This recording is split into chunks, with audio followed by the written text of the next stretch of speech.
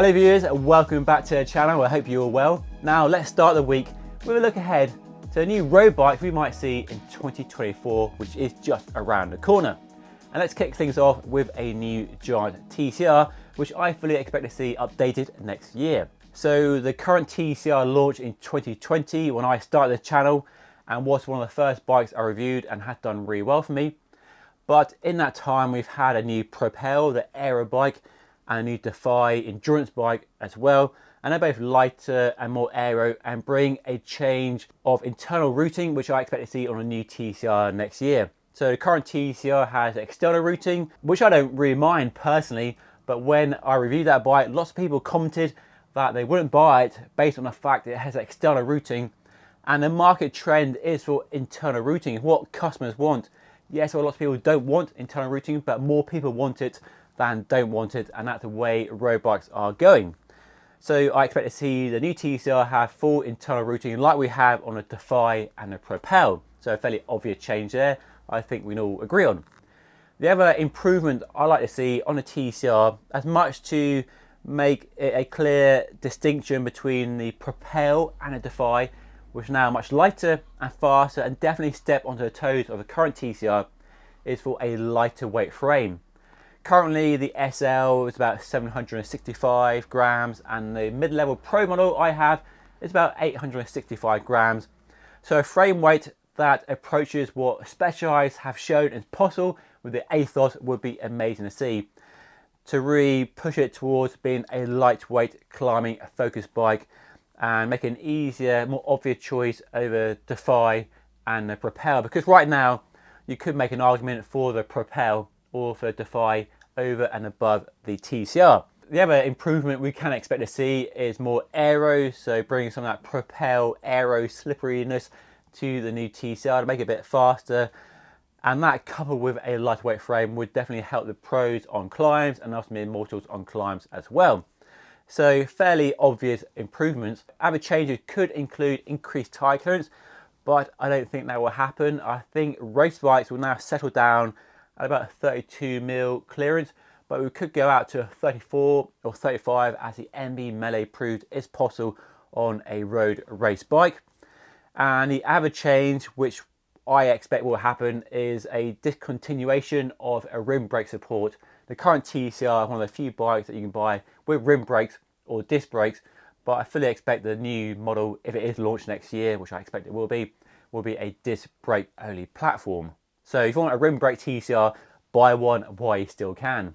Let's move on to Trek Emonda SLR and SL, which was also launched about 3 years ago and is probably ripe for an update. We've had that swanky new Madone launch since then and a new Domani as well. So I reckon a new Emonda could be in the pipeline. Now the current Emonda is pretty lightweight if you buy the SLR, which is sub 700 grams unpainted. But the more affordable SL model is way overweight, about 1100 grams, which is crazy for such a difference between the top end and the mid-range attainable model. So I like to see the SL Emonda become lighter, 800 grams, to really make it a more interesting option for those of us who don't have the budget for a range topping SLR, where you do get a crazy lightweight frame, to make that a more appealing model. And the other change is probably improved aero. Now, could we see some sort of ISOFlow, the seat tube with a hole in it, from the Madone on the Emonda, kind of an ISOFlow Mini? I don't think so, but you know, anything possible. So that could be something to make it a bit more aero, but also make it look more distinctive from all the other bikes on the market right now. The current model has internal routing with a handlebar and stem setup, but we could see an improvement around there as well. But it's hard to see what Trek can do to the Emonda other than make it lighter and make it more aero as well. So I guess they could try and make it even lighter to retain that sort of aero lightweight crown that is lost to the Tarmac SL8. Now, talking of Specialized, they've been fairly busy the last few years launching a swathe of new bikes. And if you look at the range, the Athos is not really showing its age, but it was launched back in 2020, so it will be 4 years old next year. But looking at that bike, it's hard to see what they can do to it. Can they make it lighter? Well, at 585 grams, it's still one of the lightest bikes in the world right now. So hard to see how they can make it any lighter, or if they need to make it any lighter. They won't make it aero because it's not really an aero bike. They have a tarmac for that. Internal routing wouldn't really fit on that bike because part of the beauty is the external routing, the external bottom bracket and the external seat clamp, and that simplicity of the bike. So hard to see what they can do to the Athos really, but let me know what you would like to see from an updated Athos by leaving a comment down below. Now there has been a lot of discussion and debate around a new Venge aero bike which was discontinued about 3 years ago with the SL7 launch, and with the SL8 tarmac launch there was no talk of a new Venge, and that frame being lighter and more aero than the old bike and as slippery in the wind tunnel as a Venge. So it's hard to see how a Venge can be slipped into the range unless they find a way within the UCI rules of making it so much more aero than the tarmac. And they really have leaned into this one bike to rule them all, one race bike that's light enough to climb well and fast enough to sprint as well. So it's hard to see how they can fit a Venge into that sort of lineup and that marketing speak. But with Specialized, anything is possible. So I know lots of people are holding out hope for a new Venge. I don't really see it, but that is definitely an outside punt for a new bike launch next year. One new aero bike I think we can expect to see next year is an updated Cannondale System 6. It's a slim chance, but I think there's a fairly good chance it could happen.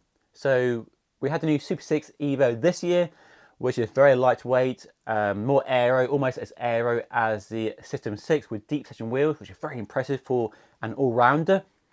And we had better internal routing and an external bottom bracket. So lots of nice changes on the bike, and definitely makes it an easier buy over the old version and a very appealing option alongside a tarmac and the Trek Madone. But given how aero a bike is and how light it is, it's hard to see what the System 6 can do other than be way more aero than that bike. And it's a scope within the UCI rules and the current design parameters that the manufacturers are working within to make a System 6 that is significantly more aero than the current Super 6 Evo. And the only way I think we can see a new version of the System 6 is if they can find a bit more aero, bring the weight down a little bit, and bring the cable routing system over from the Super 6 Evo to that aero bike, and then have a clear distinction between the Super 6 Evo and the System 6. Now moving to Canyon, and this year they launched the Ultimate and the Endurace. So next year I fully expect to see a new Aeroad, the aero bike, and we have seen Mattia van der Poel on a prototype this year, which does suggest there is a new bike in the pipeline. So the aero goes right back to 2014, but the current frame design stems back to 2018 and updated in 2020, and it hasn't really changed much in the time. A few improvements and changes here and there, but the big issue with the last platform was the seat post design, that novel seat post with a skinny seat post inside an aero fairing and a seat clamp at the back, which led to issues with certain people with bending way too much and grit and water getting inside and causing all sorts of issues, and of course the handlebar issue they had as well, which they had resolved. But the main change we've seen on the prototype being ridden by Mattia van der Poel is a more conventional seat clamp, moved from the back of the seat tube to the top tube with a more conventional wedge design and probably a more conventional seat post as well. So looking at the frame though, there aren't any other obvious changes other than the seat post and the seat clamp. But I expect they found some improvements in the shape of the aero sections on the frame, the head tube, the bottom bracket. I'm sure it'll come with some aero improvements. But it's hard to see from the prototype what they have done and how big a step change it will be over the visual identity of the current Aeroad. So interesting to see what they do. I expect there will be a new bike next year. When it launches, I have no idea, but kind of spring, the summer is the usual time for a race bike like that. Or we could see it being launched for the Spring Classics, because we do see aero bikes being raced at the Cobble Classics like Tour of Flanders and Paris-Roubaix now. The old days, you never use an aero bike at one of those races because it would be too brutal and you wouldn't have tire clearance for the big rubber you want to smooth out those damn cobbles. But that's all changed, so we could see it launch kind of April time. So interesting to see what Canyon does with the Aeroad other than the seat clamp. Let me know your thoughts and desires for this new bike. Leave a comment down below. One thing I'd love to see Canyon do with the air road, and I think it would be a good platform to do it, is more adjustability with the fit. Now they have this fairly novel handlebar where you can adjust the width, which also makes packing in a bike for traveling much easier as well. But there's no way to adjust the stem length when you buy the bike. There is a bit of stack height with the system they use, but adjusting the cockpit isn't that easy. So an easier way to customize a fit for a customer buying a high-end aero race bike where fit is everything, especially in terms of aero, and get your body in a nice aero position, would be great to see. Whether that's choosing a handlebar when you buy the bike or having a handlebar design that allows you to adjust the fit more easily than the current system. And Canyon have surprised us in the past. I mean, that width adjusting handlebar is something I've never seen before. So something along those lines, perhaps. I don't know if you have an adjustable stem to adjust your fit, but you know, anything's possible, it seems. Now, we all know that road bikes are expensive these days. And I've always said in the past that aluminium is a great option if you want more value for money, because there's less money tied up in the frame, because aluminium frames are cheaper to make and you get better components. So you can often get Dura-Race where you might get Ultegra or 105 on a carbon frame. But lots of people want carbon, it's more desirable than aluminium, which I understand. But thankfully there are a few manufacturers who still invest in aluminium. Not as much as I'd like to see, but it might change given the way prices are going. So one bike that comes to mind that we might see updated next year is the CAAD13 with a new CAAD14 from Cannondale. Now you all know I'm a fan of the CAAD series. I have two CAAD12s in my garage right behind me, looking at them now for videos because it's a great bike. The CAAD10 is iconic but quite expensive these days. The CAAD13 was a step change from the CAAD10 and CAAD12, which didn't really hit the mark as much as we might have expected. And objectively, it was a better bike, lighter, bigger tire clearance, more aero, but didn't really resonate with the audience as much as the CAAD12 and CAAD10, because those bikes had built up quite a legacy in the years since they were launched. But a new CAAD14 could change all that.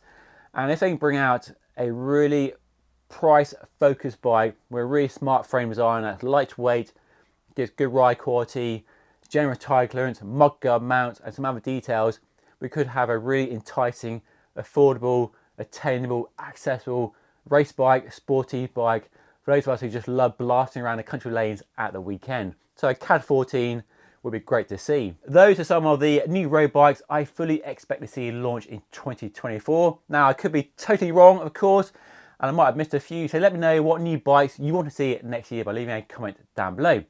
And in my next video, I'll look at new gravel bikes and I have a few wild predictions here. So if you want to see that video coming up very soon, make sure you hit the subscribe button on screen now.